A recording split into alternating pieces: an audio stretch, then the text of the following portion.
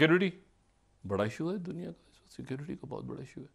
Munich में security conference हो रही है, और ये म्यूनिख जो है जर्मनी, म्यूनिख म्यूनिख में सिक्योरिटी कॉन्फ्रेंस हो रही है। इसको कहते हैं डिवॉर्स ऑफ डिफेंस।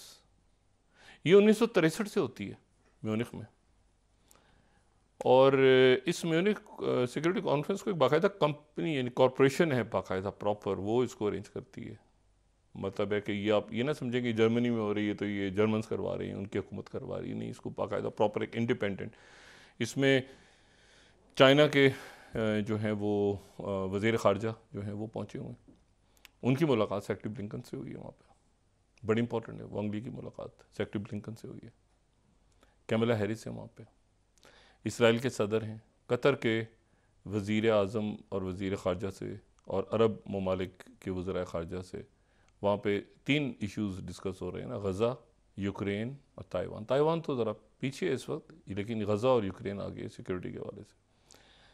और ये आपस में इन फोरम्स पे मुलाकातें, इनकी तकारीर और ये सारा कुछ बड़ा इम्पोर्टेंट होता है।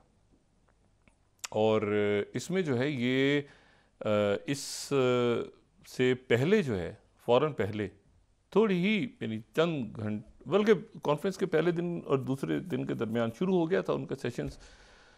तो ये जो मशरकी यूक्रेन का इलाका जो है, मशरकी यूक्रेन, अवदिवका अवदिका का जो शहर है, ये यहाँ पर 2014 से जब से यूक्रेन की जंग शुरू हुई है, इस शहर पे रशियंस कब्जा नहीं कर सके। ये बिल्कुल, ये आप समझें कि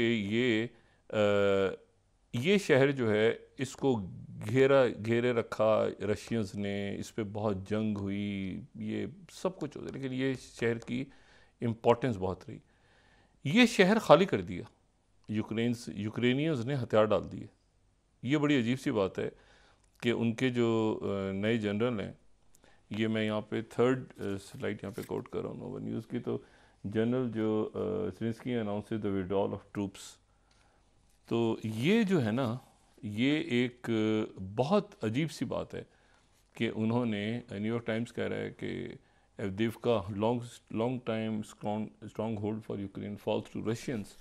अच्छा, इसको इन्होंने, अब अगर नक्शे में देखें ना, इसको मैप में देखें, तो ये एवदिवका की इम्पोर्टेंस ये है कि इसके जाने के बाद जो है ना, तो ये जो डोनेत्स्क और लुहांस्क रीजन, ये दोनों तकरीबन क्या मुकम्मल तौर पे ये इन पे रशियंस आ गए हैं। पहले ये वाहिद इलाका रह गया था जहाँ पर, वाहिद शहर रह गया था, और इसमें उतनी ही खूनेजी हुई जितनी वो बैखमुत है ना ऊपर, तो बैखमुत जो है वहाँ पर जितनी खूनेजी हुई थी उतनी यहाँ पे हुई थी। लेकिन अब ये दोनों रीजन्स को चूंकि इंडिपेंडेंट करार दे चुके हैं पुतिन, तो ये भी इलाका निकल गया, तो ये मुकम्मल तौर पे जो ईस्टर्न यूक्रेन है वो यूक्रेन के हाथ से अब निकल गया हमेशा। ये बहुत बड़ा एक धचका लगा है इस वक्त यूक्रेन को। और इसके जाने से पहले, क्योंकि जब ये हुआ है सारा वाक़या, तो प्रेसिडेंट ज़ेलेंस्की चूँकि म्यूनिख में थे, उन्होंने वहाँ जर्मन्स के साथ, उन्होंने फ्रांस के साथ, बाकी लोगों से कहा कि ये जा रहा है और मेरी मदद की जाए इसके शहर में।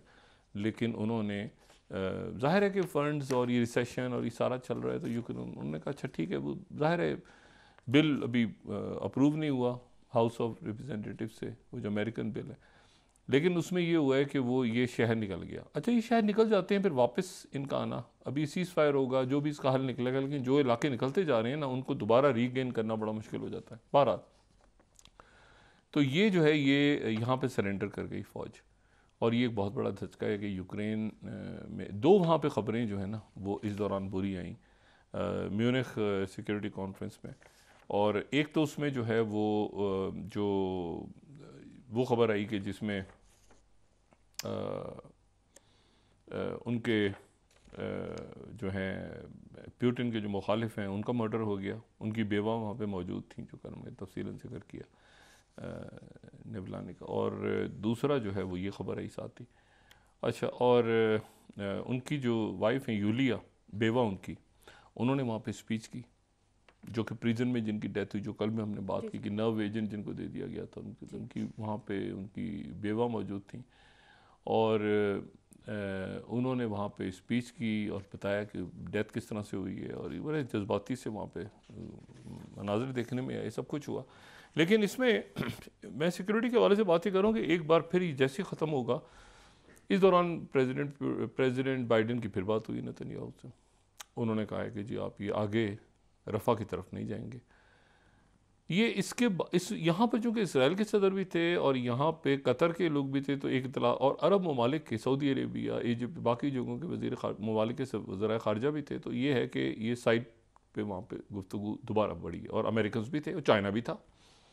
तो ये मुज़ाकरात की तरफ आगे दोबारा मामला तेज़ी से जाएगा, और उसमें दोनों तरफ से लचक हो शायद। लेकिन ये तो तय बात है कि ये जंगबंदी, अब 29,000 लोग शहीद हो गए, तकरीबन 29,000 फ़लस्तीनियों की शहादत हुई है।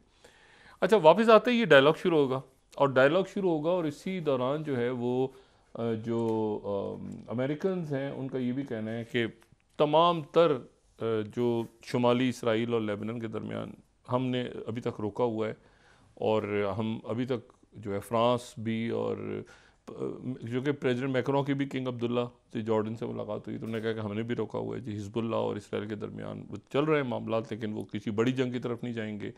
इजिप्ट ने भी रोका हुआ अपने आप को कि भाई ये माहिदा हम नहीं अभी तोड़ेंगे। और ये जैसे ही अब सिक्योरिटी कॉन्फ्रेंस ख़त्म होगी, 3 रोज़ ये जारी रहेगी, इसका दूसरा दिन आज, तो ये उसके बाद फौरी तौर पे ये मुज़ाकरात शुरू हो जाएंगे। लेकिन एक तो मैंने कहा कि सेक्रेटरी ब्लिंकन और वांग ली की मुलाकात बड़ी इंपॉर्टेंट हुई है यहाँ पे, और वहाँ पर बातें ही दो हैं, एक तो यूक्रेन, इसका फॉल आउट, और एक पोस्ट गज़ा वॉर। अब गज़ा वॉर का जिक्र नहीं हो रहा, अब ये पोस्ट गज़ा प्लान क्या, मतलब वॉर तो जो करना था, जो मारना था, कत्ल हो गया, जितने शहीद होने थे हो गया। असल बात ये है कि ये जो शहादतें हुई हैं उनका क्या होगा, मतलब ये क्या सेफ पैसेज मिलेगा इस लीडरशिप को इसराइल की कि जी, और क्या उसके नतीजे में कोई दुनिया की सुपर पावर या पावर रीजनल इन लोगों की मौजूदगी में जो जिम्मेदार हैं इस कत्लेआम के, ये 2 स्टेट सॉल्यूशन की तरफ बढ़ने से पहले इस क़यादत का क्या करेंगे, जो ये बहुत खौफनाक। देखें ना, अमेरिका इसको ऑन नहीं करेगा, वो कहेंगे कि हम तो रोकते रहे, हम तो मना करते रहे, हम रोकते रहे। उन्होंने कहा नई चीज़, इनको सबने डम कर देना है, ठीक है ना। तो इनका सवाल ये है कि ये जो नेतन्याहू का जो है और उसकी जो कैबिनेट है, इनका क्या बनेगा 2 स्टेट के, और जंगबंदी हो जाती है तो इनका क्या होगा, ठीक है ना। वहाँ याहिया सिंवार तो नहीं मिला ना, उन्होंने छोड़ने का ऐलान किया। इस्माइल हानिया जो है वो अपनी जगह मौजूद हैं।